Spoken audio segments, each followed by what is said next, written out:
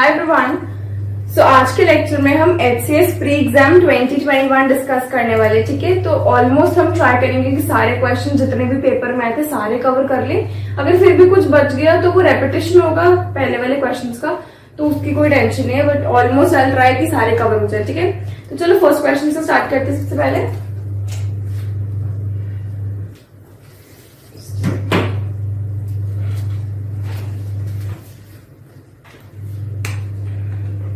तो इसमें ये डायग्राम बना था, और विजिबल होगा सबको डायग्राम। ये था D, G, F, B, C, E and A। जो ये सेंटर इंटरसेक्शन है तीनों का, ये F है। ऑलराइट, ये वाला जो सर्कल है this is for experienced hospital employ.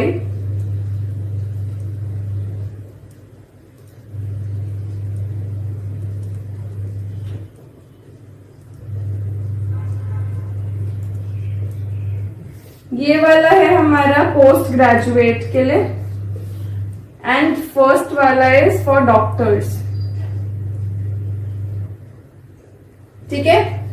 तो क्वेश्चन आया था, हमें बताना है which of the following represent such people who are experienced hospital employ but are not doctors. हमें बताना है कि ऐसे लोग जो एक्सपीरियंस्ड हॉस्पिटल एम्प्लॉय तो है बट वो डॉक्टर्स नहीं है, हमें ऐसी चीज बतानी है, ठीक है।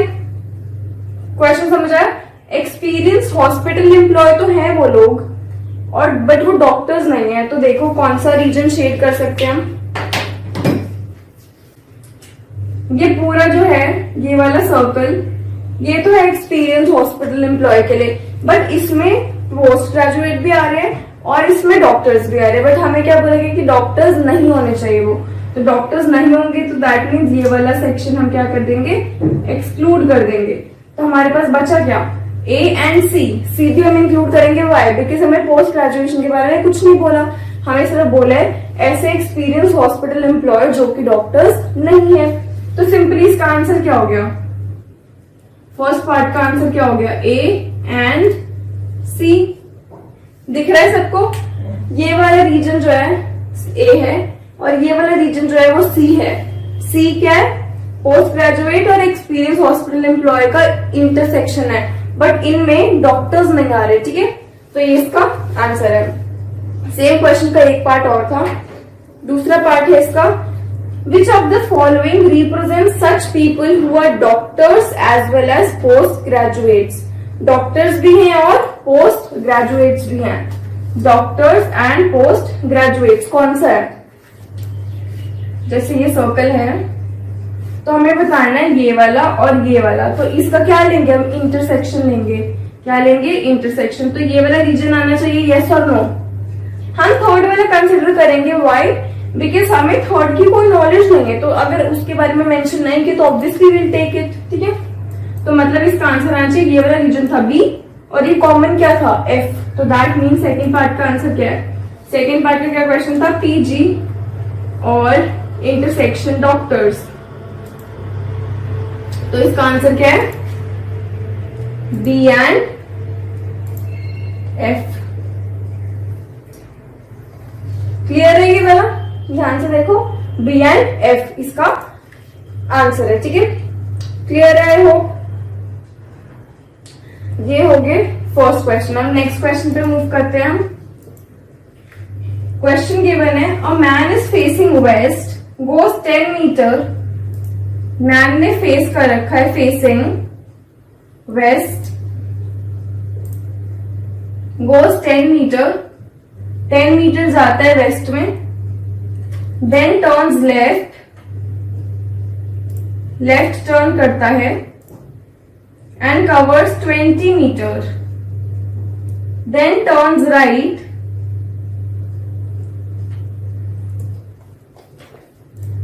एंड कवर्स 20 मीटर्स, ठीक है।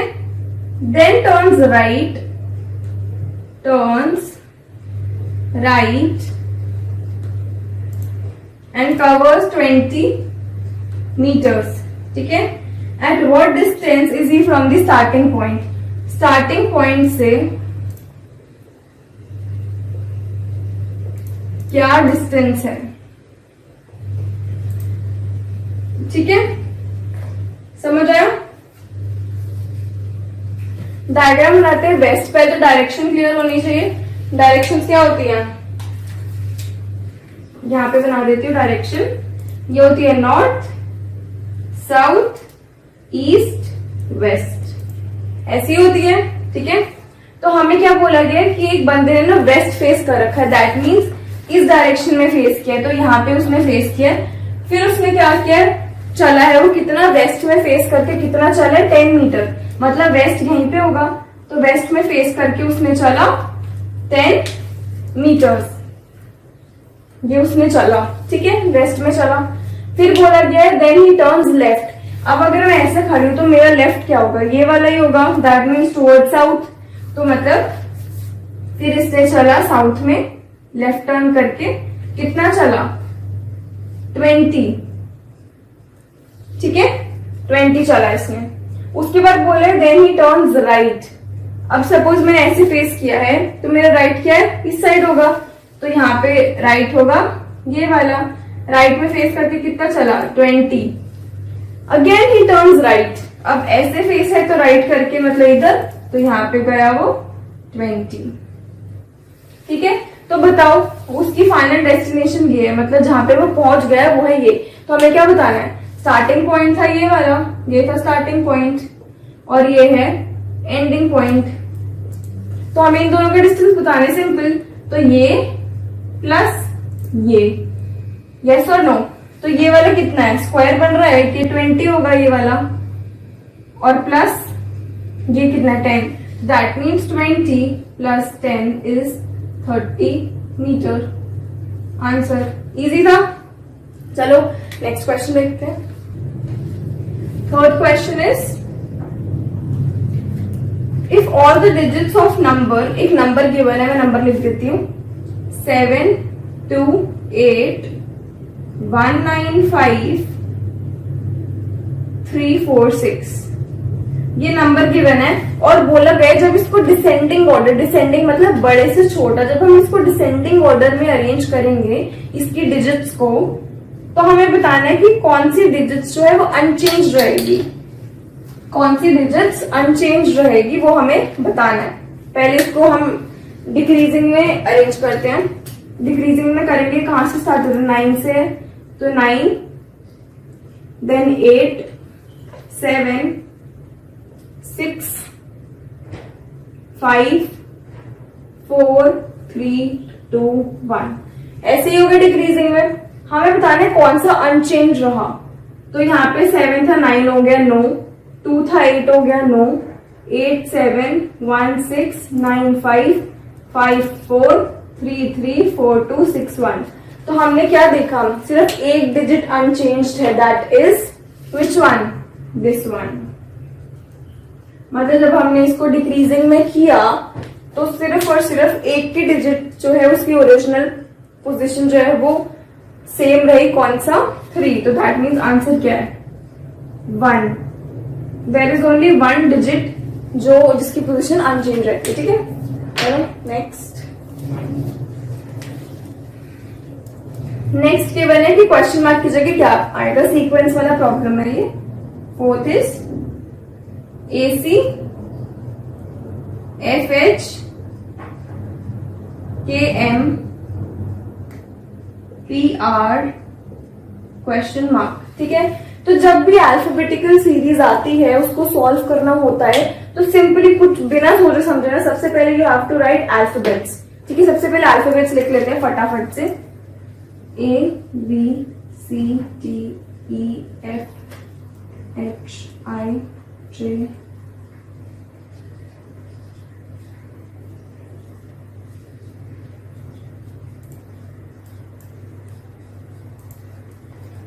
अब हमें पैटर्न निकालना है कि ये जो भी सीरीज गिवन है ना ये कैसे बन रही है, उसका हमें पहले पैटर्न फाइंड आउट करना है. ठीक है, तो A और C है. A, C. ठीक है, एक का गैप है अभी तक. Then is F and H. F कहाँ पे है? यहाँ पे F, H, ठीक है, यहाँ पे भी एक का गैप है। फिर है के एम, के कहाँ पे है, इधर, एंड एम, ठीक है। तो अब हमें 3 से ही पता चल जाना चाहिए कि क्या पैटर्न बन रहा है। पहले फर्स्ट अल्फाबेट, देन 1 का गैप एंड देन सेकेंड, ये दोनों लिखना है। फिर उसके बाद इनके बीच में ना 2 और गैप है, पहले 1 का गैप है, फिर 2 का है, फिर अगेन डिजिट 1 का, देन 2 का गैप, फिर अल्फाबेट 1 का, देन 2 का गैप। तो मेरे अकॉर्डिंग नेक्स्ट होना चाहिए P, फिर 1 का गैप, देन R। क्या P और R है? यस। तो दैट मीन्स हमारी सीरीज के करेक्ट एकदम। तो अब बता दो क्वेश्चन मार्क की जगह क्या आएगा? 2 का गैप होगा, फिर आएगा U गैप W। तो that means U W question mark की जगह आना चाहिए। Clear?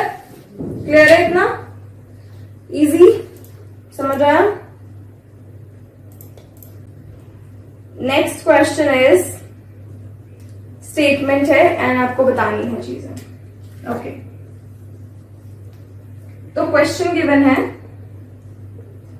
5th question. Statement given है, स्टेटमेंट क्या है?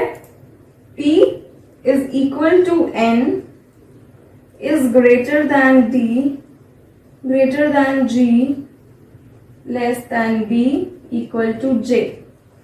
ऑलराइट, और कंक्लूजन है first P is greater than G, second G is less than J। Okay, तो समझ लेते हैं हम।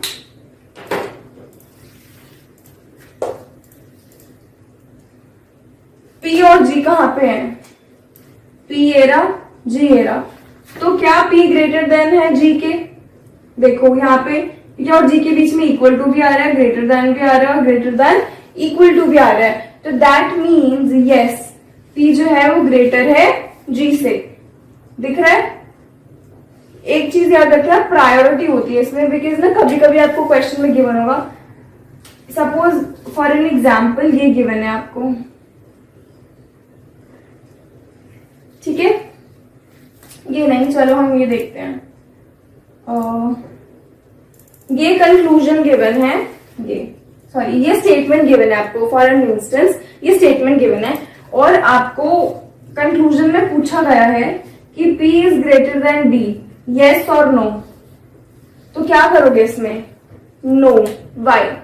बिकॉज अगर आपको ग्रेटर देन इक्वल टू है तो आपको वो नहीं देखना, हमेशा प्रायोरिटी होती है इसकी, फिर होती है इसकी, फिर होता है ये एंड पे इसकी प्रायोरिटी, ठीक है। तो अगर आपको क्वेश्चन में मेंशन ये है तो आप ये नहीं लिख सकते उसको, हाँ इक्वल टू तो लिख सकते हो। अगर यहाँ पे होता P is equal to D तो yes you can write that, but अगर P is greater than equal to D है तो आप उसको P is greater than D नहीं लिख सकते। ये ध्यान रखनी चीज, ये प्रायोरिटी ऑर्डर होता है, तो इसके अकॉर्डिंग देखना है। अब हम यहाँ पे देख रहे हैं इक्वल टू भी है, ग्रेटर देन भी है, ग्रेटर देन इक्वल टू भी है, तो दैट मीन्स मैं बोल सकती हूँ कि yes P is greater then G। But अगर ये ग्रेटर देन नहीं होता, यहाँ पे सिर्फ इक्वल टू और ग्रेटर देन इक्वल टू होता तो मैं ये नहीं बोल सकती थी, फिर ये रॉन्ग होता, ठीक है। करेक्ट है, अभी यहाँ पे है तो इसलिए मैंने बोला yes this is correct. Second देख लेते हैं, सेकेंड क्या है? G is smaller than J। ऐसे ही स्मॉल के लिए भी वैलिड होता है, ठीक है, मतलब लेसर देन के लिए भी। G is less than J, G is less than B equal to J। तो यस यहाँ पर भी हमारे पास ये वाला साइन आ रहा है, तो दैट मीन्स ये भी करेक्ट है। तो इसका आंसर क्या है? Both 1 and 2 are correct. समझ आया? ये ध्यान में रखना है कि क्या मेंशन है। जैसे अगर इक्वल टू है सिर्फ क्वेश्चन में तो यू कैंट से कि वो ग्रेटर देन इक्वल टू भी होगा और ग्रेटर देन भी होगा, नो। बट अगर वो ग्रेटर देन है फिर आप कह सकते हैं, ठीक है। तो ये चीज आपको थोड़ी थोड़ी ध्यान रखनी पड़ेगी। चलो नेक्स्ट क्वेश्चन देखते हैं। नेक्स्ट क्वेश्चन इज एट 12:30 हम पहले ड्रॉ कर लेते हैं। 12:30 कहां पे होगा? यहाँ पे होगी आर हैंड, इधर होगी मिनट हैंड, ठीक है। 12:30 हो रहे हैं। 12:30 पे बोला गया है कि जो आर हैंड है वो नॉर्थ फेस कर रही है। आर हैंड जो है वो नॉर्थ फेस कर रही है, मतलब ये क्या है? नॉर्थ डायरेक्शन है, ठीक है। ये नॉर्थ है तो उसके अकॉर्डिंग सारे लिख लेते हैं। ये होगा east, west, south. Clear? And minute hand obviously south face कर रही है। At 2:45 minute hand will face which direction? 2:45 से पहले ड्रॉ करते हैं। 2:45 कैसे, सॉरी 2:45 कैसे होगा?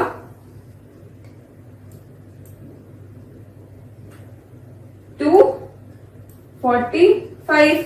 तो इसमें हमने बताना है कि मिनट हैंड कौन सी डायरेक्शन फेस करेगी। ये वाली कौन सी डायरेक्शन थी? वेस्ट। तो आंसर क्या है? वेस्ट। क्लियर? इजी। अब ये तो हमारे स्टैंडर्ड के अकॉर्डिंग था, बिकॉज हमारे में भी नॉर्थ, साउथ, ईस्ट, वेस्ट ऐसे ही होता है। बट कुछ क्वेश्चन में थोड़ा सा कॉम्प्लेक्स कर देते हैं कि मतलब कह देते कि ये जो है ये नॉर्थ है या सॉरी ईस्ट है, फिर आपको उसके अकॉर्डिंग अपनी सारी डायरेक्शंस देनी पड़ती है। ठीक है? क्लियर है इतना? Fine. Next question is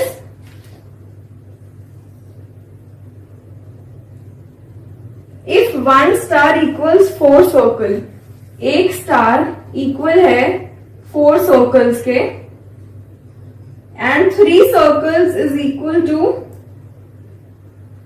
3 circle equals 4 diamonds, 4 diamonds के इक्वल है। तो हमें क्या बताना है? Ratio of star to diamond, star to diamond, इसकी रेशियो बतानी है। ठीक है? सिंपल सिंपल तरीके से करेंगे हम क्वेश्चंस, और हमें ना फटाफट सॉल्व करने का ट्राई करना है एग्जाम में। अभी तो हम स्लोली कर रहे हैं बिकॉज हमें समझना है अभी क्वेश्चंस को, बट एग्जाम में स्पीड हमारी बहुत इंक्रीज करनी होती है हमें। सिंपल, दोनों में कॉमन क्या है? हमें इसका और इसका चाहिए ना। दोनों में कॉमन क्या है? सर्कल। तो सर्कल को क्या करते हैं हम? इक्वल कर देते हैं दोनों जगह। तो 4 और 3 एलसीएम लेके क्या हो गया? यहाँ पे 3 मल्टीप्लाई कर देते हैं और इधर कर देते हैं 4 मल्टीप्लाई। ठीक है? तो यहाँ पे स्टार्स कितने हो जाएंगे? स्टार्स हो जाएंगे हमारे पास 3, इधर क्या हो जाएगा? 12 सर्कल्स। यहाँ पे भी हो जाएंगे 12 सर्कल्स, और यहाँ पे क्या हो जाएगा? कितने डायमंड हो जाएंगे? 4 तो ऑलरेडी थे, इंटू 4 कितने हो गए? 16। तो क्या आ गया? स्टार और डायमंड की रेशियो 3:16। क्लियर? वही देखना है कि जो कॉमन चीज है, कॉमन चीज को देखो एंड उसको इरेडिकेट, दैट मीन्स रिमूव करने का ट्राई करो। ऑलराइट, नेक्स्ट देखते हैं क्वेश्चन।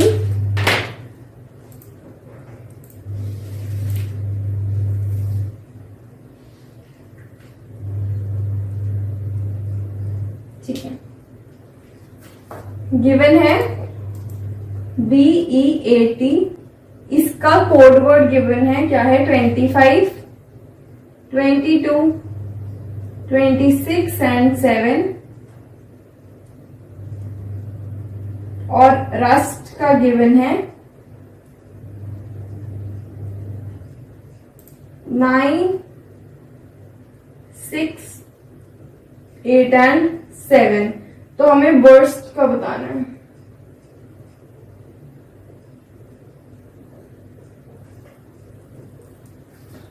बर्स्ट का बताना है हमें। सिंपल देखो, ये 2 तरीकों से सॉल्व कर सकते हैं हम, कि हम पूरा अल्फाबेट्स लिखें एंड अल्फाबेट्स लिख कर फिर हम डिटरमिन करें कि इसका क्या कोड वर्ड है। ठीक है?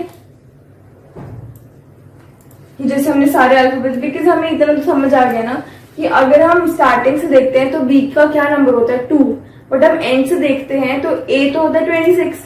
अगर हम जेड से काउंटिंग स्टार्ट करेंगे तो ए क्या होता है? 26, तो बी क्या आएगा? 25। दैट मीन्स ये हमारा opposite order, like reverse order में हमारे अल्फाबेट्स की काउंटिंग हो रखी है। बी जैसे 26 है, ई 22 है, ए 26, बी 25 है, ए 26 है। ठीक है? इतना तो हमें क्लियर है।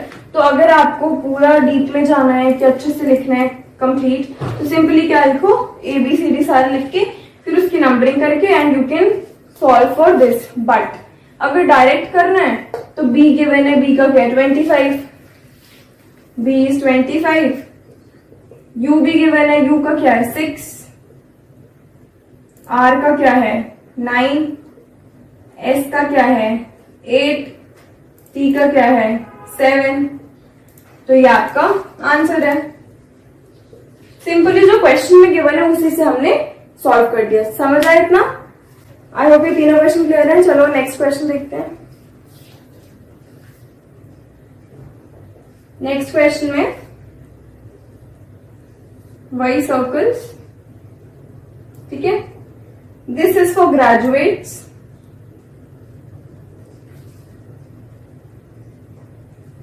employed and youth। ये ग्रेजुएट्स के लिए है circle, this is for employees and this is for youngsters, youth, ठीक है। और इनकी वो नंबर्स भी गिवन है कुछ, एक सेकेंड। नंबर्स है 500, 30, 20, 10, 40, 50, 100, ठीक है। तो हमें बताना है, क्वेश्चन है, हमें बताना है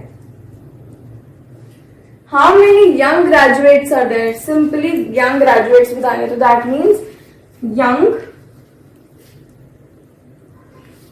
मतलब यूथ, ठीक है।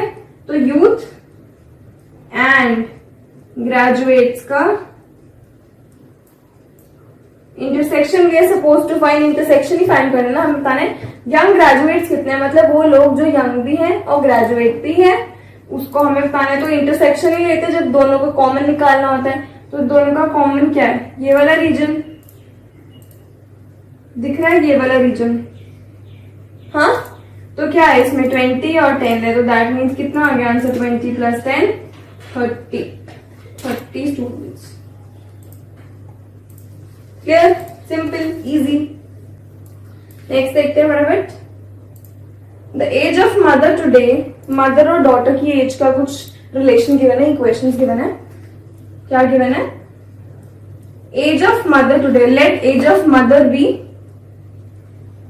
m and daughter be present age, ठीक है। ये प्रेजेंट एज की बात हो रही है, d, ओके। फिर गिवन है age of mother today is thrice that of her daughter. Mother की एज जो है वो क्या है, thrice that of her daughter. Clear. After 12 years, 12 साल बाद, age of the mother will be twice that of her daughter. 12 years के बाद में मदर की एज क्या हो जाएगी, आफ्टर 12 ईयर्स मदर की एज क्या हो जाएगी, m+12, यही होगा आफ्टर 12 ईयर्स। और क्या बोला गया, ये जो मदर की एज है वो किसकी इक्वल होगी, twice that of her daughter, twice that of her daughter. Daughter की भी हो जाएगी 12 + 12। क्लियर। ये क्वेश्चन देखो ध्यान से, क्लियर है सबको। 12 ईयर्स के बाद मदर की एज होगी m+12, और ये बोलेगा कि जो मदर की एज उस टाइम होगी ना वो किसकी इक्वल होगी, ट्वाइस ऑफ, मतलब 2 × किसके, डॉटर की उस टाइम की एज। तो अभी प्रेजेंट एज अगर ये है तो उसमें +12 कर देंगे। क्लियर। हमें बताना है present age of daughter, present age बताएंगे डॉटर की। तो क्या करते हैं, m को रिप्लेस कर देते हैं 3d से इस क्वेश्चन में। तो ये हो जाएगा 3d + 12 = 2d + 24। क्लियर। हाँ, तो यह आ जाएगा d = 12। डॉटर की क्या एज आ गई, 12 ईयर्स। सिंपल। इक्वेशन बनानी आनी चाहिए, 2 इक्वेशन बनाए एंड फटाफट से सब्स्टिट्यूट करके you have to solve simply. कुछ क्वेश्चन में ना वेरिएशन भी हो सकता था, जैसे यू हैव टू टेल कि डॉटर की 10 ईयर्स पहले कितनी एज थी। तो अगर प्रेजेंट एज 12 आई है तो फिर 10 ईयर्स पहले मतलब -10 कर दो। सिंपल। कुछ भी हो सकता था कि हमें फाइंड करना है ट्वाइस डॉटर प्लस मदर की एज, तो 2 × 12 प्लस मदर की एज भी निकल जाएगी यहाँ से, तो वो करके आंसर निकालना है। प्रेजेंट एज निकालना मेन चीज है, वो निकल गया ना, एक का भी निकल गया, फिर तो सबका आप सिंपली कुछ भी निकाल सकते हो, कोई भी फिर कैलकुलेशन हो। ठीक है, चलो नेक्स्ट क्वेश्चन देखते हैं। नेक्स्ट क्वेश्चन है, a birthday baby cuts a cake into 2 halves.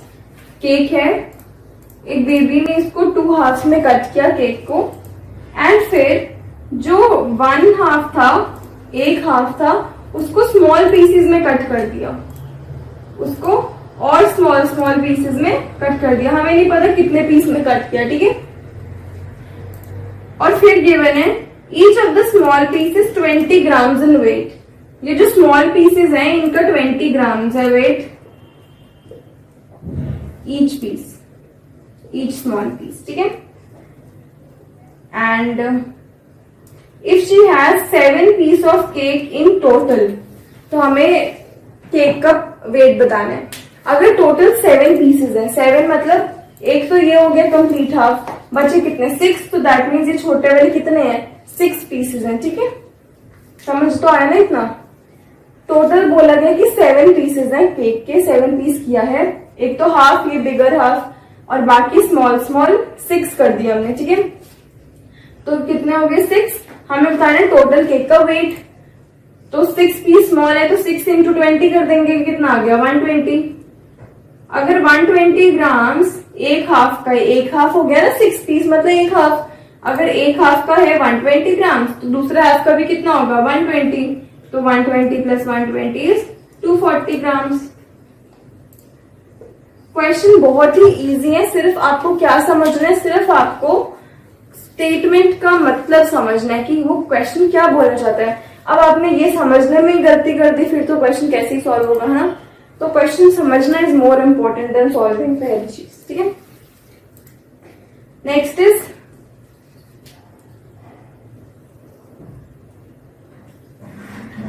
Poynting towards a boy. एक बॉय को पॉइंट करते हुए शाहरुख ने बोला कि जो ये लड़का है, अब ये वाले क्वेश्चन जो होते हैं जो ब्लड रिलेशंस वाले होते हैं, इसमें क्या होता है समझना, क्वेश्चन जो बोला गया उसको समझना इज वेरी इंपॉर्टेंट, ठीक है। तो क्या है कि शाहरुख ने बोला he is the son of only son of my grand father. ये जो बॉय है, शाहरुख ने पॉइंट करते हुए बॉय को बोला क्या, he is the son of only son of my grand father. तो शाहरुख के ग्रैंडफादर, उनके only son,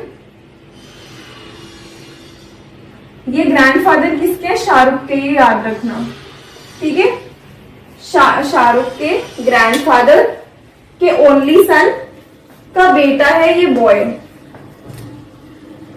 sun is boy. तो अब शाहरुख, अगर ये शाहरुख के ग्रैंड ओनली सन है, ओनली सन मतलब यहाँ पे उनको और कोई बेटा या बेटी नहीं है, मतलब बेटा नहीं है बेटी हो सकती है, बट हमें वो नहीं अभी फैक्ट पे जाना। सन, अगर ये बॉय भी ये सन है तो देखो अगर शाहरुख के ग्रैंडफादर है तो दैट मीन्स शाहरुख भी यहीं पे लाई करेगा, यस और नो, शाहरुख भी यहीं पर आएगा क्योंकि ओनली सन बोले ना, तो वो इनका ही बेटा होगा ऑब्वियसली शाहरुख, अगर ये शाहरुख के भी ग्रैंडफादर है, यस और नो। इतनी चीज समझो पहले, शाहरुख के ग्रैंडफादर दैट मीन शाहरुख भी उनका ही ग्रैंड सन है, क्लियर। तो दैट मीन्स इन दोनों में क्या रिलेशन है, शाहरुख और बॉय में क्या रिलेशन है, दीज आर ब्रदर्स, ठीक है। ब्लड रिलेशन में स्टेटमेंट समझना बहुत इंपॉर्टेंट है, स्टेटमेंट समझोगे तो ही आपको ये स्ट्रक्चर बनेगा और फिर you will be able to answer, clear है इतना। अगर फिर भी कोई कंफ्यूजन है तो एक बार मैं स्टेटमेंट रीड कर देती हूँ, उसको समझ लेना। स्टेटमेंट थी Poynting towards a boy, Shahrukh said he is the son of only son of my grandfather, he is the son of only son of my grandfather, ठीक है। ये है how is that boy related to Shahrukh, ये boy Shahrukh से कैसे related है, he is brother of Shahrukh, clear. चलो next question देखते हैं हम। नेक्स्ट क्वेश्चन,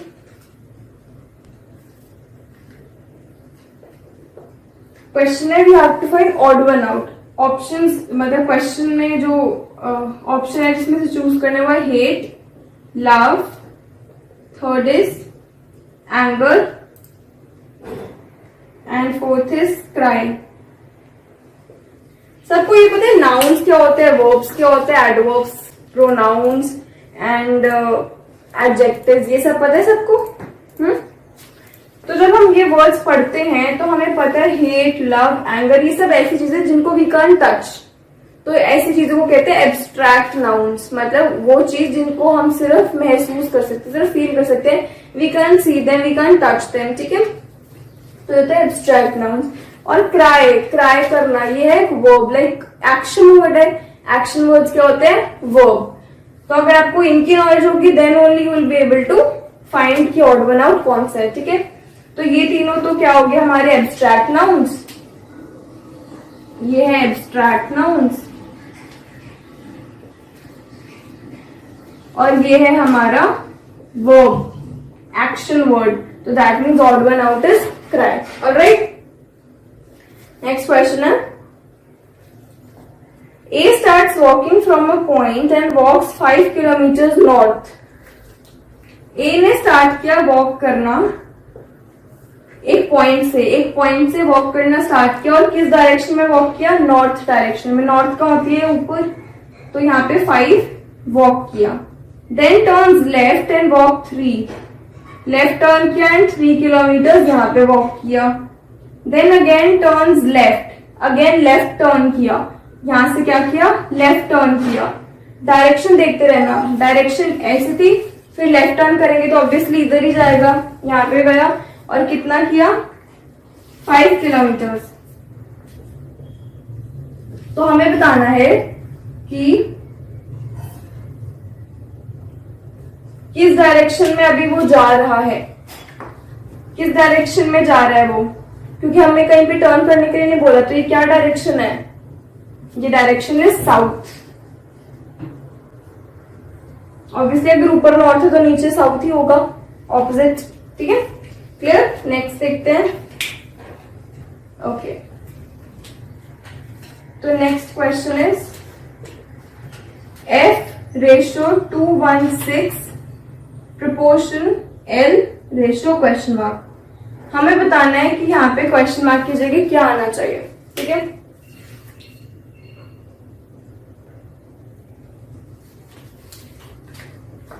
FL अल्फाबेट से, तो एक बार इनका नंबर देखते हैं हम कि हमें कुछ समझ आए कैसे करना है,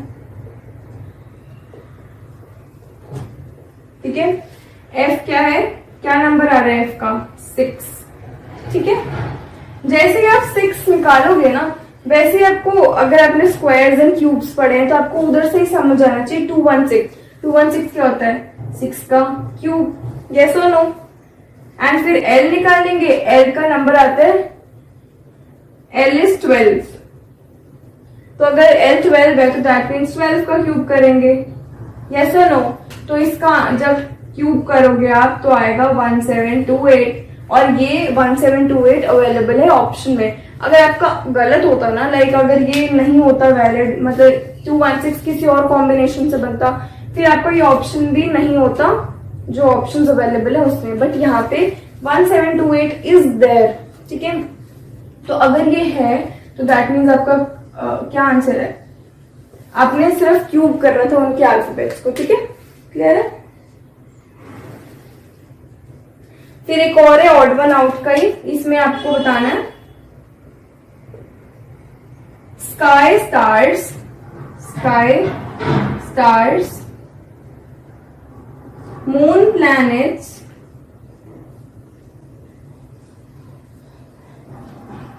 स्टेडियम प्लेयर्स,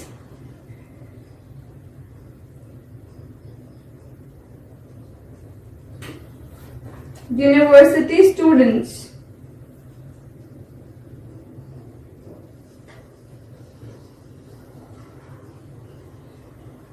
ठीक है, ऑड वन आउट बताना है तो सिंपली समझते हैं। स्काई में स्टार्स होते हैं, मून प्लैनेट, इनका मतलब ऐसा नहीं कि मून में प्लैनेट्स होते हैं, no this is not wrong, this is wrong. Stadium में प्लेयर्स होते हैं, यस। एंड यूनिवर्सिटी में स्टूडेंट्स होते हैं, दैट मीन्स फर्स्ट जो एंटिटी है आपकी वो सेकेंड को कंटेन कर रही है। जैसे स्काई कंटेन कर रही है स्टार्स को, कर रहा है स्टार्स को, स्टेडियम प्लेयर्स को कंटेन कर रहा है एंड यूनिवर्सिटी स्टूडेंट्स को कंटेन कर रही है, ठीक है। दैट मीन्स आपको ऑड वन आउट क्या है, मून इज प्लैनेट्स, ठीक है, ये आपका ऑड वन आउट है। क्लियर है? चलो नेक्स्ट क्वेश्चन देखते हैं। नेक्स्ट क्वेश्चन जो है वो थोड़े से वर्बल है, इंग्लिश रिलेटेड है। A hostile situation resulting from opposing view. A situation resulting from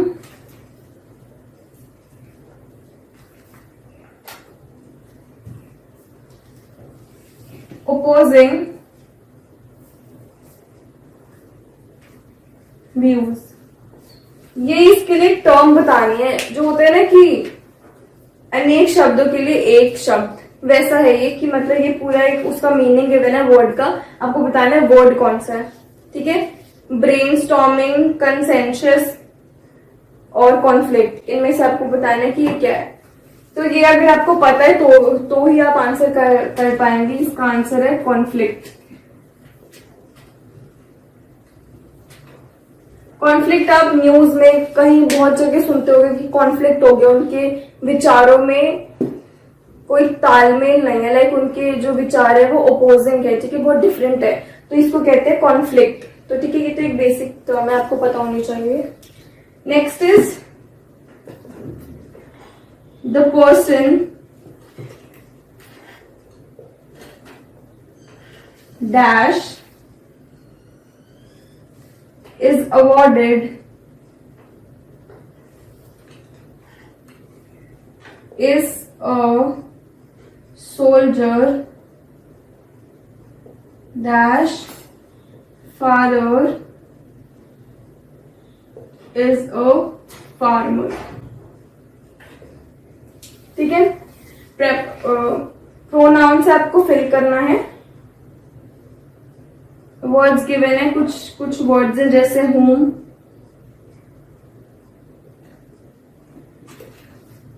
whose,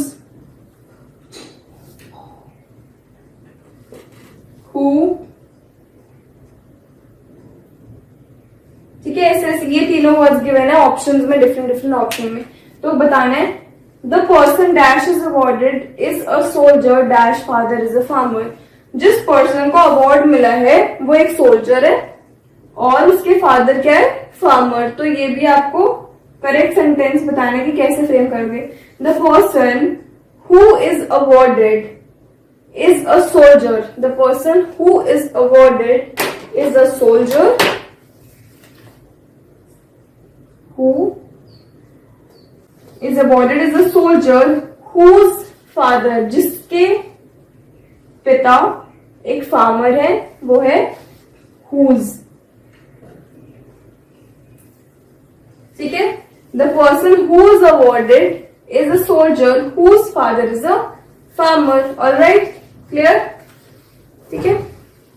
next is the word that describes an action.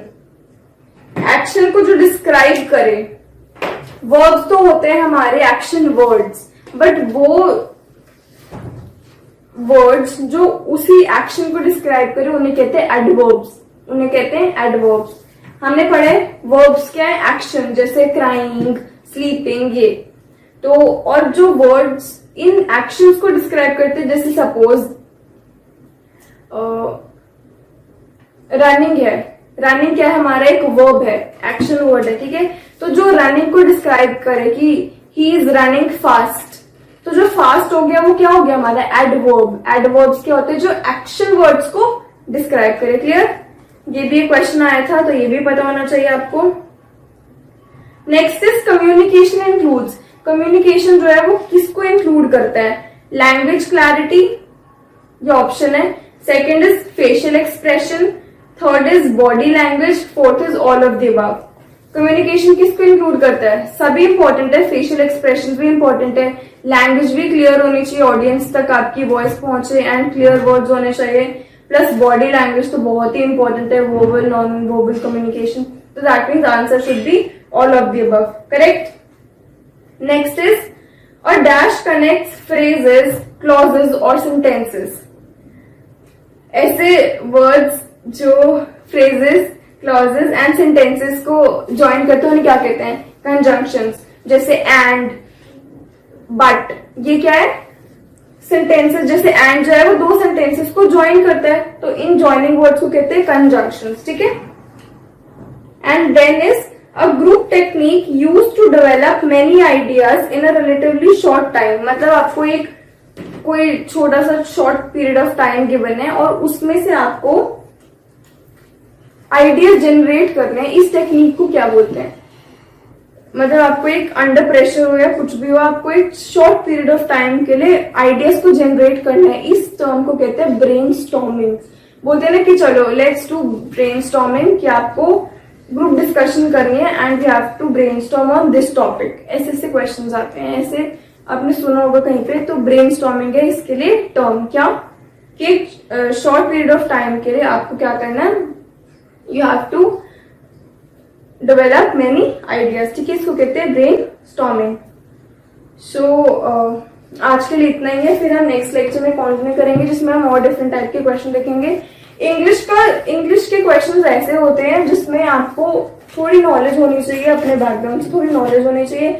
Verbs, adverbs, pronouns, nouns and adjectives, इन सबकी basic knowledge होनी चाहिए। तभी देखो आपने जो लास्ट में मैंने एंड में क्वेश्चंस कराए 10-15, वो क्वेश्चंस तभी आप सॉल्व कर पाओगे जब आपको थोड़ी बहुत नॉलेज होगी इन चीजों की। ठीक है। एंड सिंपल टर्म्स, हमेशा एक रूल बना लो कि डेली आपको 3 to 4 words, new words learn करने इंग्लिश के। जैसे कॉन्फ्लिक्ट हमने पढ़ा, हमने ब्रेनस्टॉर्मिंग पढ़ा। ठीक है, तो ऐसे वर्ड्स डेली बेसिस पे आप करो, जो डेली यूज होते हैं, ऐसे वर्ड्स आपको पढ़ने। ठीक है, कुछ ऐसे बहुत ही हार्ड फाइव नहीं, बट हाँ जो डेली बेसिस पे यूज होते हैं वो क्वेश्चन। क्या है question? Verb, then is common noun. हमने ये पहली वाली वीडियो में भी देखा था, इनका क्या मीनिंग है, आई होप वो सबने पढ़ लिया होगा। Adjective, adverb. ठीक है, और यहाँ पे इनके वर्ड्स गिवन है early, then is cute, people and is tailoring.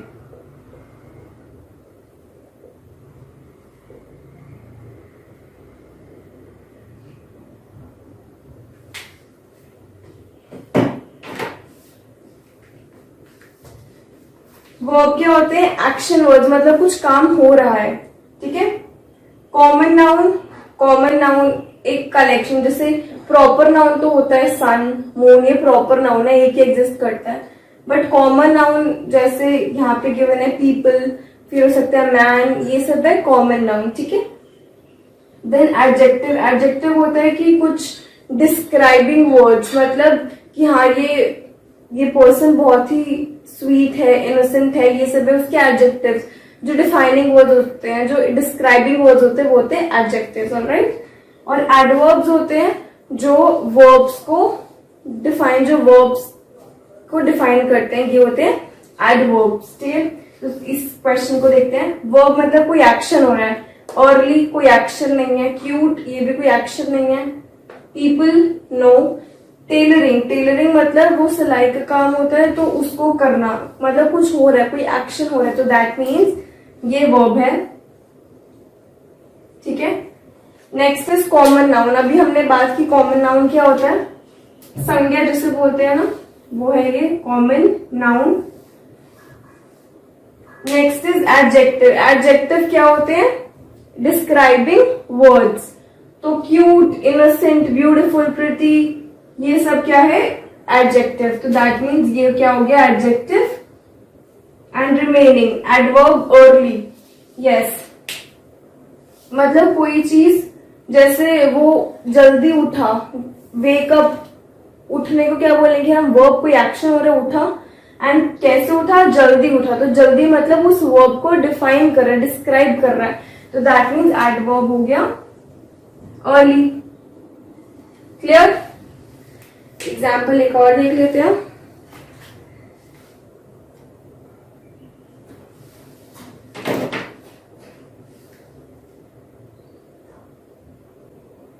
अभी है इंग्लिश ही। क्वेश्चन क्या है, हमें करेक्ट वर्ड बताना है स्मेल के लिए।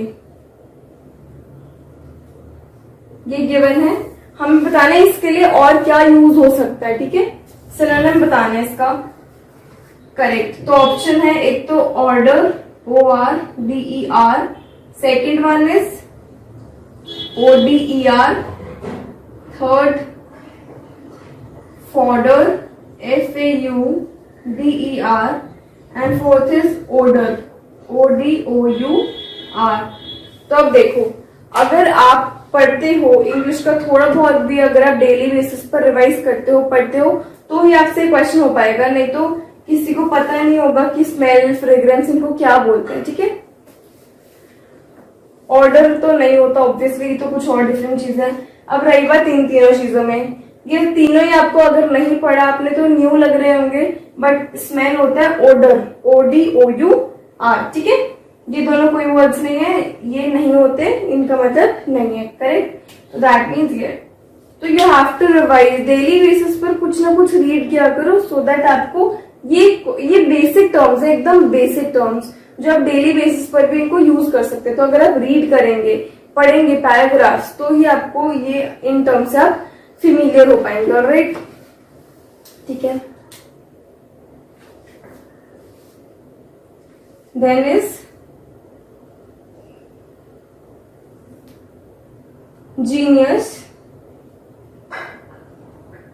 जीनियस का बताना है आपको प्लूरल क्या होता है, इसका प्लूरल क्या होता है। तो ये तो पता होगा तभी आप सॉल्व कर पाएंगे। नेक्स्ट इज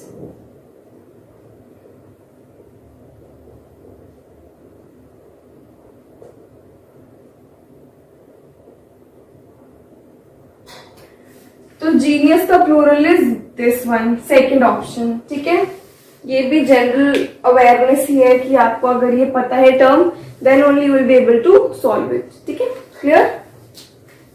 नेक्स्ट, ये सब आ रखे हैं क्वेश्चंस पेपर में। Alright, okay.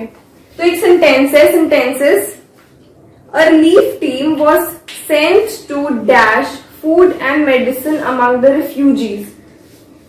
मैं लिख भी देती हूँ अगर आपको नहीं क्लियर हुआ। a relief team was sent to dash food and medicines among refugees।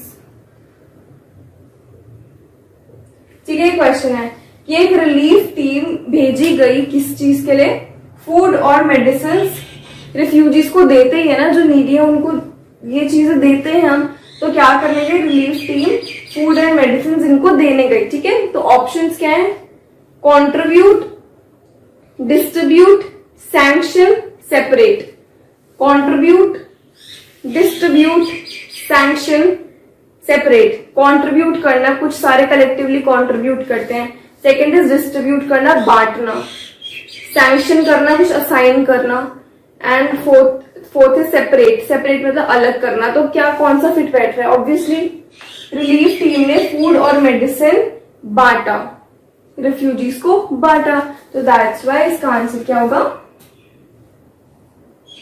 Distribute.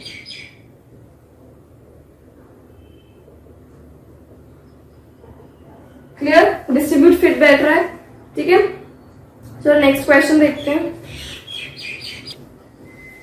अब मैं यहाँ पे ना कुछ टर्म्स मेंशन कर रही हूँ जो आपको खुद गूगल करके उनका मीनिंग समझना है। ठीक है, बिकॉज ये सारे टर्म्स आ रखे हैं एग्जाम में, और ये कुछ इनमें से ना बहुत कॉमन जो आपको पता होनी चाहिए। ठीक है, टर्म्स क्या मैं लिख देती हूँ यहाँ पे सारी। First is misanthrope.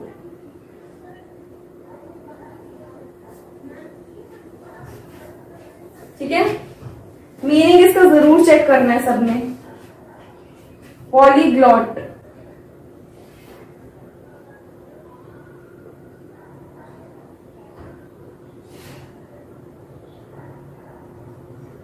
xenophobia,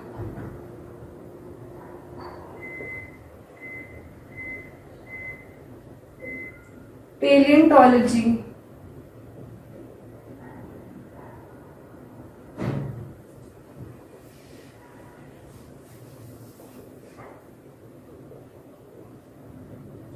next is ornithology,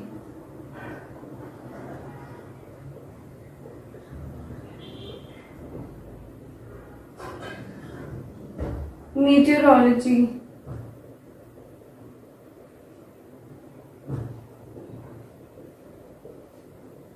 कुछ तो आपको टर्म से भी क्लियर होंगी चीजें, अभी आगे आएंगे आपको पता चलेगा। नेक्स्ट इज न्यूरोलॉजिस्ट,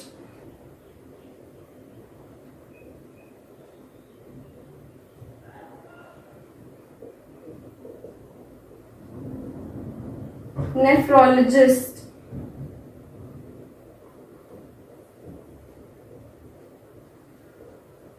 ठीक है। ये एक टर्म्स है, इनका मीनिंग गूगल करना और समझ आ जाएंगे आपकी चीजें, ठीक है। जैसे एक एग्जांपल, न्यूरो से मतलब क्या समझ आता है, नर्वस सिस्टम। तो ये क्या होते हैं, डॉक्टर्स जो नर्वस सिस्टम को ट्रीट करते हैं, ठीक है। ऐसे ऐसे आपको सबको पढ़ के आना है। ऑलराइट, तो चलो क्वेश्चंस पे आते हैं।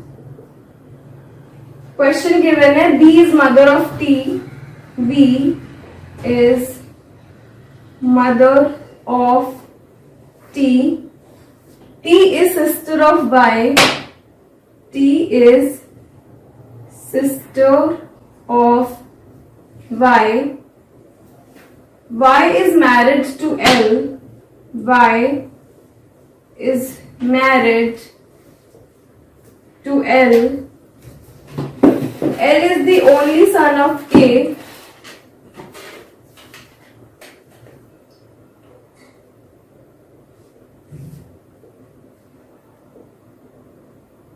K is the daughter of P, K is the daughter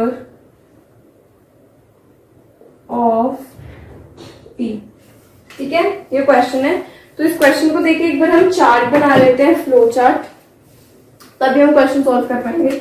P is brother, ये याद रखना, फीमेल को आपके कन्वीनियंस के लिए फीमेल को नेगेटिव से रिप्रेजेंट किया करो एंड मेल को पॉजिटिव, ठीक है। एक साइन है जिससे आपको पता चले कि हाँ ये जो अल्फाबेट है, ये परसेंट है, ये पॉजिटिव, दैट मीन्स मेल है, या फिर फीमेल नेगेटिव, ठीक है। B is mother of T, B क्या है, T की mother, B is mother of T। तो हमें B का गिवन है कि B क्या है, T की मदर, तो मैं यहाँ पे नेगेटिव लिख दूं because female obviously B। Then T is sister of Y, T क्या है, T है सिस्टर किसकी, Y की, clear. Y is married to L, Y जो है वो मैरिड है L से। सी, ब्रदर सिस्टर को एक सिंगल लाइन से रिप्रेजेंट किया करो ऐसे, और जो मैरिड कपल्स होते हैं उनको ऐसे, बिकॉज एक बार आपका ये फ्लो चार्ट या ये डायग्राम बन गया ना, फिर तो क्वेश्चंस सेकंड्स में हो जाएंगे, ठीक है। Then Y is married to L, हमें नहीं अभी बताया कि Y मेल है फीमेल है, ठीक है। L is the only son of K, L is the only son of K। अब हमें पता चल गया L क्या है, सन है K का, तो अगर L सन है तो दैट मीन्स Y क्या है, नेगेटिव, दैट मीन्स फीमेल, तभी तो दे आर मैरिड, मैरिड है तो एक पॉजिटिव एक नेगेटिव, ठीक है। K is the daughter of P, K is the daughter of P, clear, diagram clear है, ठीक है। अभी question, how is T related to L? First part is, how is T related to L? T कैसे related है L से, क्या relation है, Y की सिस्टर है T, तो अगर ये सिस्टर है तो L की क्या होगी, sister in law, sister in law, clear.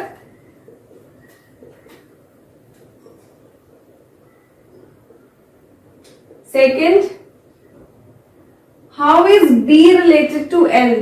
B कैसे रिलेटेड है एल से? जब y और t की मदर है b, तो दैट मीन्स l की क्या होगी? Mother in law, because they are married. तो क्वेश्चन था b रिलेटेड टू l कैसे? Mother in law.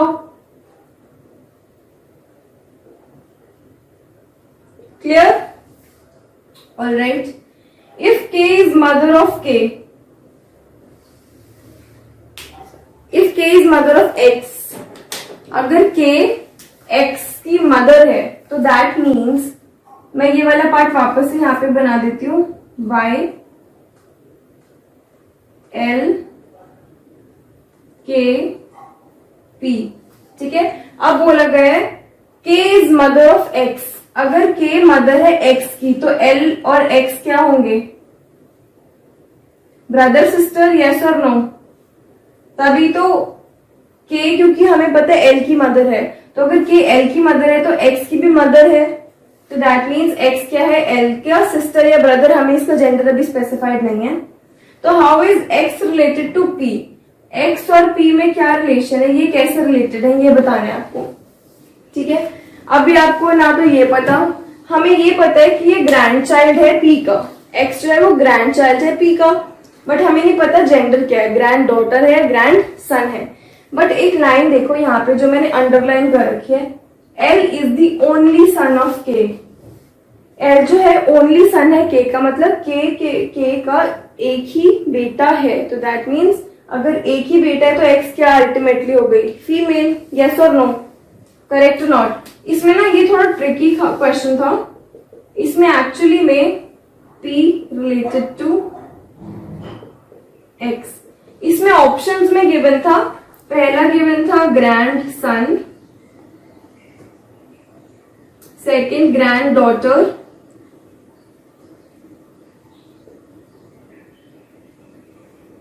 नेक्स्ट कुछ एंड लास्ट था can not be determined. Can not be determined हम तब करते हैं जब हमें जेंडर स्पेसिफाइड नहीं है। अगर ये लाइन ना होती ना, L is the only son of, अगर ओनली ना होता, सिर्फ आता L is the son of के, ओनली अगर यहाँ पे मेंशन नहीं होता, फिर तो आप डेफिनेटली बोल सकते थे कि जेंडर स्पेसिफाइड नहीं है एक्स का, बिकॉज हम बोल सकते हैं ना एल एक्स जो है वो मेल भी हो सकता है, फीमेल भी हो सकता है। बट इस केस में यहाँ पे ओनली मेंशन्ड है, ओनली मेंशन्ड है, तो दैट मीन सिर्फ एल ही उनका बेटा है।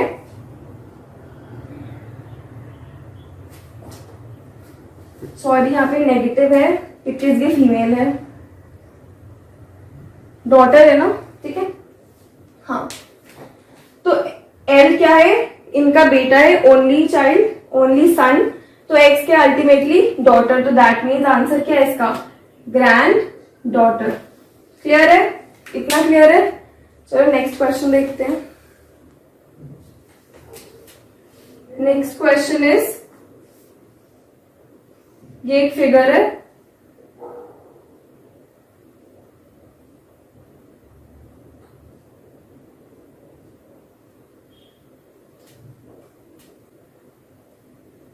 इसमें आपको बताया ना minimum straight line required so that ये फिगर कंप्लीटली ड्रॉ कर सके हम, ठीक है। Minimum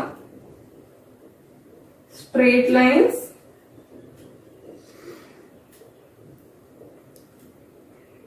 required. तो एक एक स्टेप बाय स्टेप ड्रॉ करते हैं। कैसे? पहले तो ट्राइंगल ड्रॉ कर लो, 1 2 3, कीप ऑन काउंटिंग।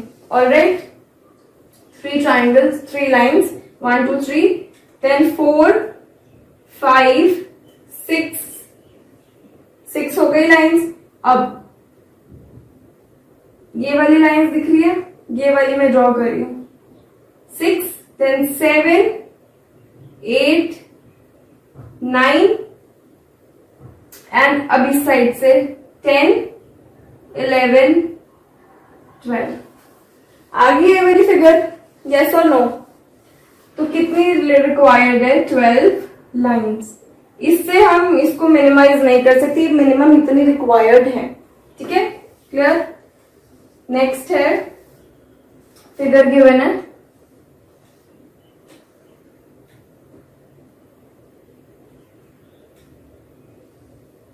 इसमें बताने number of triangles, number of triangles. ठीक है, तो देखते हैं। सबसे पहले तो कॉर्नर वाले काउंट करते हैं, जो सबसे इजी है ना, जो आपको विजिबल है, वो सबसे पहले काउंट क्या करो, 1 2 3 4 5, ये वाला। ठीक है, 5 हो गए। नाउ और कौन सा हो सकता है, ये वाला।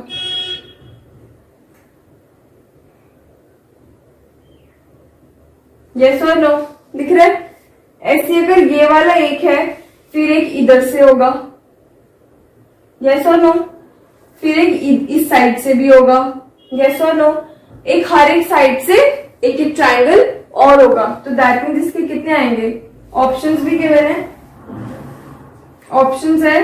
फर्स्ट इज, ऑप्शन बहुत हेल्पफुल होता है, बिकॉज जैसे जैसे आप काउंट कर रहे हो ट्रायंगल, आप उनको क्या करो, एलिमिनेट करते जाओ ऑप्शंस को। Then is 6, then is 8 and 10। तो 5 तो नहीं हो सकता, बिकॉज हमने 5 से ज्यादा निकाल लिए। देन ऐसे ही 6 भी नहीं है। फिर आप देखोगे तो आंसर आपका आएगा 10 ट्रायंगल्स, 10 ट्रायंगल्स। क्लियर? ठीक है, नेक्स्ट।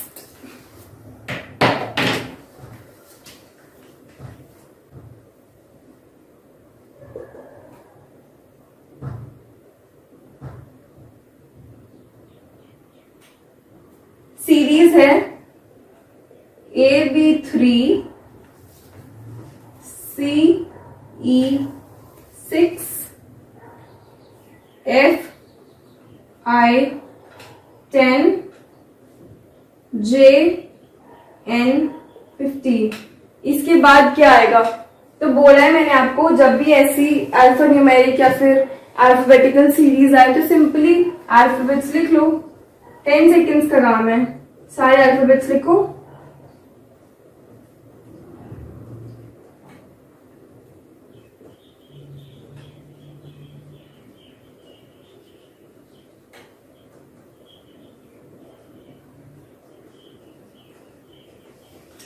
ऑलराइट, अब देखो AB3, तो दैट मीन्स ए लिया, देन बी, और फिर जो इस टर्म जो सेकंड वाला है, इसके बाद वाला अल्फाबेट, बी का नंबर हमें पता है 2 होता है, तो +1 3, तो यहाँ पे 3 आ गया। ठीक है, फिर हम नेक्स्ट देखते हैं C E, E का नंबर क्या है 5, 5 + 1 6। तो दैट मीन्स ये तो क्लियर हो गया कि नंबर कैसे आ रहे हैं। जो लास्ट वाला अल्फाबेट है उसमें +1 करना है, तो आपका नंबर आ गया। ठीक है, अब नेक्स्ट देखते हैं F I। अब इससे क्या समझ में आया? पहले था AB, कोई गैप नहीं था बीच में, फिर आया CE 1 का गैप, देन FI 2 का गैप, फिर क्या आना चाहिए J और 3 का गैप N। क्या JN है? यस, और N का नंबर इज 14, 14 + 1 इज 15। क्लियर? फिर क्या आना चाहिए इसके बाद O, एंड अभी हमने 3 का गैप लिया था, अब आएगा 4 अल्फाबेट्स का gap, that means 1 2 3 4 T, O T, and number क्या आएगा? T का नंबर होता है 20, तो 20 + 1 इज 21। क्लियर? क्वेश्चन मार्क की प्लेस पे क्या आएगा आपका? ये समझ आया? क्लियर है? तो नेक्स्ट क्वेश्चन देखते हैं। Next question is, cloud is called white. ये पैटर्न सीरीज है, देखो, क्लाउड इज कॉल्ड व्हाइट। ठीक है, white is called rain, rain is called green, green is called air, green को बोला जाता है एयर, एयर को बोला जाता है blue, and blue is called water. Question क्या है? Where will the birds fly? Where will the birds fly? Simple. कहाँ पे फ्लाई करती है? इनमें से बताओ। एयर में करती है। एयर को क्या बोल रहे हैं हम? क्या बोल रहे हैं एयर को? ब्लू। तो आंसर क्या है? Blue. Clear? Easy. Next, if sum of 3 consecutive numbers is 15, question क्या है? सम ऑफ 3 consecutive मतलब साथ वाले। सपोज एक को x ले लिया, दूसरे को क्या लेंगे? x+1, तीसरे को क्या लेंगे? x+2। तो सम ऑफ 3 consecutive number is 15। हमें क्या बताना है? Square of middle number. Square of middle number. ठीक है, तो क्या ले लू मैं? 3 कॉन्जिक्यूटिव नंबर्स कौन से हो सकते हैं? एक होगा x, दूसरा क्या होगा? x+1 होगा। नेक्स्ट कॉन्जिक्यूटिव नंबर क्या होगा? x+2 होगा। 15 के इक्वल है, तो सॉल्व कर लो इसको। 3x+3 equals to 15, 3x equals to 12, x क्या आ गया? 4 आ गया।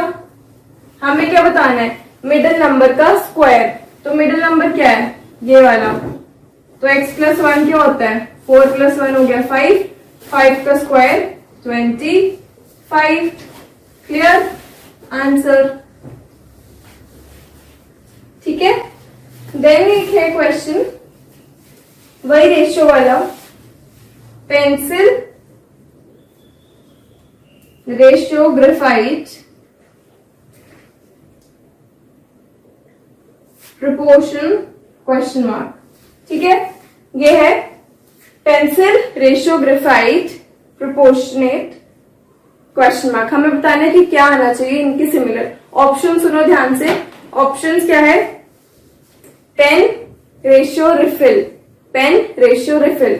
सबसे पहले तो ये समझो कि ये क्या है? Pencil graphite. पेंसिल जो है उसमें होता है ग्रेफाइट, एंड उस ग्रेफाइट को हम किसके लिए यूज करते हैं? ठीक है, पेंसिल में होता है ग्रेफाइट। पेंसिल में होता है, ऐसे हिंदी में कन्वर्ट क्या करो? पेंसिल में होता है ग्रेफाइट। क्लियर? अब ऑप्शंस, पहले हम यहां से स्टार्ट करते हैं। ड्रेस रेशियो वूल। अब मैं इसको जब बोलूंगी ड्रेस रेशियो वूल, तो क्या बोलूंगी? वूल से ड्रेस बनती है। वूल से ड्रेस बनती है। ठीक है, okay. Next is car steel. Steel से कार बनती है। ठीक है। House ratio BRICS. ब्रिक्स से घर बनता है, मतलब ईंटों से घर बनता है। Next is pen ratio refill. अब सेम चीज इसकी है, पेन में रिफिल होती है। पेन में रिफिल होती है, तो दैट मीन्स इसका आंसर क्या है? क्या है? Simply pen ratio refill. Clear? थे थोड़े कंफ्यूजिंग, बट आपको समझना है कि पहले तो नहीं इसको उस लैंग्वेज में कन्वर्ट कर लिया करो जो आप बहुत ही फेमिलियर हो जिस लैंग्वेज से, एंड देन फिर सॉल्व करने का ट्राई किया करो, तो इजीली हो जाएगा। ठीक है, नेक्स्ट क्वेश्चन में चलते हैं। क्वेश्चन क्या है? 2 7 9 7 3 4 9 8 क्वेश्चन मार्क, और फिर गिवन है 126 168 216। क्वेश्चन मार्क बताना है। बहुत ही इजी क्वेश्चन है, डायरेक्टली जो अप्रोच लगते हुए है, कुछ एडिशन कुछ सब्ट्रैक्शन नहीं होना। 7 into 2 14, 14 into 9 126। ठीक है। 7 into 3 21 into 8 168। Correct. 9 into 4 36, and जब आप 36 को इससे डिवाइड करेंगे, क्योंकि ये क्या हो जाएगा 36 इंटू एक्स ले लिया मैंने क्वेश्चन मार्क को, इक्वल्स टू 216, तो एक्स क्या आ गया आपका 6। क्लियर? तो आंसर क्या है इसका? 6। Fine, alright. फिर क्वेश्चन है, ध्यान से समझना इस क्वेश्चन को। How many Mondays are there in a particular month?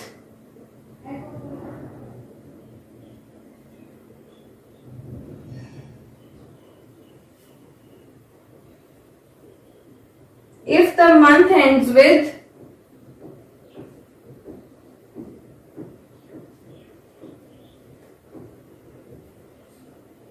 Wednesday.